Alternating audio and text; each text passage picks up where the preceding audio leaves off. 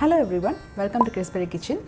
இன்னைக்கு நம்ம பார்க்க போறது ஒரு eggless wheat almond cake, அதாவது முட்டை இல்லாத கோதுமை and பாதாம்ல செஞ்ச ஒரு ரொம்ப டேஸ்டியான ஒரு கேக் ரெசிபி தான். சில பேருக்கு வீட்ல அதாவது கோதுமையில கேக் செஞ்சா கொஞ்சம் ஹார்டா வரும், பட் இந்த கேக் அப்படி இருக்கவே இருக்காது. ரொம்ப சாஃப்ட்டா ரொம்ப டேஸ்டியா இருக்கும். நீங்களே பாருங்க எவ்வளவு ஸ்பாஞ்சியா எவ்வளவு சாஃப்ட்டா இருக்குன்னு. சோ வாங்க வீடியோக்குள்ள போலாம். இதை எப்படி செய்யறதுன்னு பார்க்கலாம்.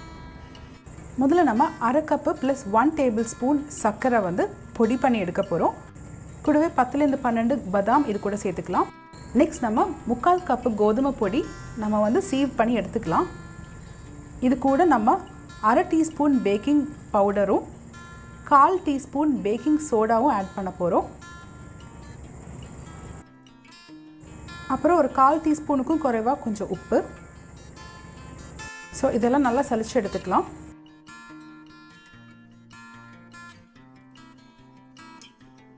இனி ஒரு 10 ல இருந்து 12 பாதாம் நம்ம எடுத்து அதை நல்லா பொடியா நம்ம கட் பண்ணி எடுத்துக்கலாம்.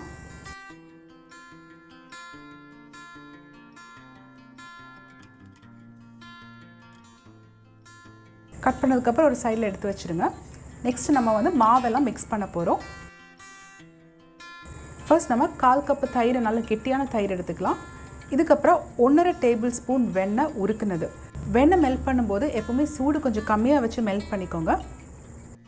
அடுத்ததாக 1 டேபிள் ஸ்பூன் சன்ஃப்ளவர் ஆயில் எடுத்துருக்கேன். அண்ட் இதுக்கப்புறம் 1/4 டீஸ்பூன் வெனிலா எசன்ஸ் எடுத்துக்கோங்க.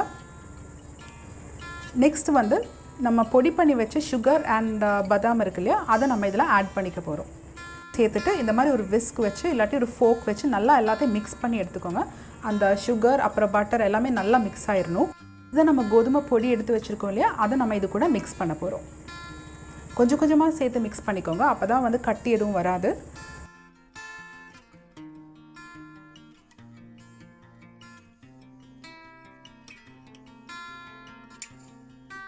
இப்போ இதில் ஒரு 3 டேபிள் ஸ்பூன் அளவுக்கு பால் நம்ம ஊற்றி மிக்ஸ் பண்ண போகிறோம்.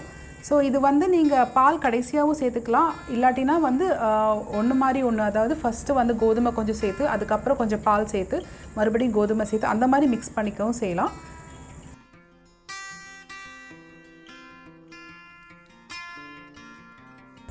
இதெல்லாமே மிக்ஸ் பண்ணதுக்கப்புறம் நம்மளுக்கு நல்ல ஸ்மூத்தான சில்கியான இந்த மாதிரி ஒரு மாவு நம்மளுக்கு கிடைக்கும்.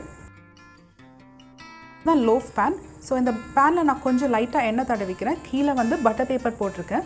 ஒருவேளை உங்ககிட்ட லோஃப் பேன் இல்லைனாலும் சின்ன 5 இன்ச் பேன், ரவுண்ட் பேனில் கூட நீங்கள் இதை பேக் பண்ணிக்கலாம், ஒன்றும் ப்ராப்ளம் இல்லை. மாவெல்லாம் இதில் ஊற்றுனதுக்கப்புறம் இதை லைட்டாக டேப் பண்ணி விட்டுக்கலாம். ஏர் பபிள்ஸ் ஏதாவது இருந்தால் உடஞ்சிரும்.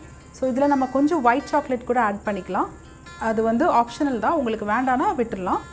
ஆட் பண்ணிங்கன்னா சாப்பிடும்போது ரொம்ப நல்லாயிருக்கும்.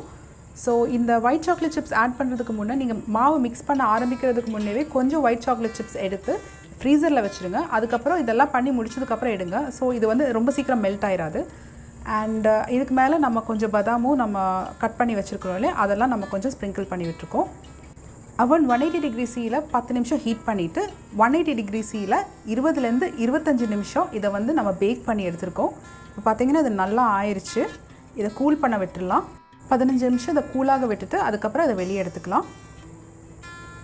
ஸோ மெதுவாக ஒரு சிலிக்கான் ஸ்பேட்ச்லா இல்லை ஒரு நைஃப் வச்சு மெதுவாக சைடை வந்து ரிலீஸ் பண்ணி விட்டுருங்க. அதுக்கப்புறம் அதை வெளியே எடுத்துக்கலாம்.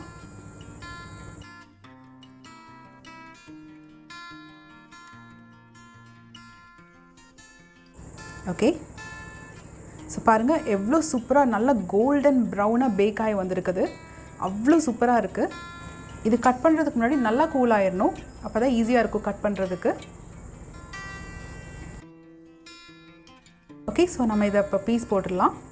சப்போஸ் பாதாமெல்லாம் இருக்கிறதுனால கட் பண்ணுறது கொஞ்சம் கஷ்டமாக இருந்ததுன்னா கேக்கை திருப்பி வச்சு பேக் சைட்லேருந்து கட் பண்ணிக்கலாம், அது இன்னும் கொஞ்சம் ஈஸியாக இருக்கும்.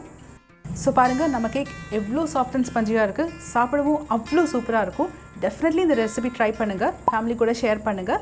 உங்களுக்கு இந்த வீடியோ பிடிச்சிருக்குன்னு நினைக்கிறேன். கண்டிப்பாக லைக் பண்ணுங்கள், சப்ஸ்கிரைப் பண்ணுங்கள், ஷேர் பண்ணுங்கள். தேங்க்யூ ஃபார் வாட்சிங்.